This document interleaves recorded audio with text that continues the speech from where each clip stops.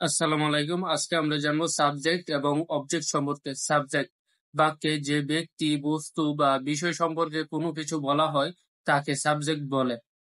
Subject সবসময় noun বা pronoun হয় এবং সাধারণত বাক্যের প্রথমে বসে। ভার্বকে কে বা কি দ্বারা প্রশ্ন করলে সাবজেক্ট পাওয়া যায়। ভার্বটি যদি হ্যাভ ভার্ব হয় সেক্ষেত্রে ভার্বকে কার দ্বারা প্রশ্ন করলে সাবজেক্ট পাওয়া যায়। উদাহরণ: He has a pen. Asif plays cricket. The cow is useful animal. Rima sings a song. Corin is reading a book. He, Asif, the cow, Rima, Corin এগুলা হলো সাবজেক্ট।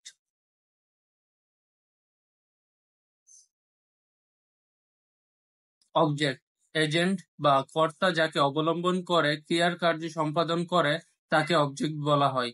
ভার্বকে কি বা কাকে দ্বারা প্রশ্ন করলে সাবজেক্ট বাদে উত্তরে যা পাওয়া যায় তাই অবজেক্ট। অবজেক্ট সাধারণত বাক্যের মাঝে বা শেষে বসে। উদাহরণ: Tania gives Shamim a red rose. Julie loves Shuvo. Rahim gives Asif a car. Asif plays football. এখানে শামীম, শুভ, আসিফ, ফুটবল এগুলা হলো অবজেক্ট।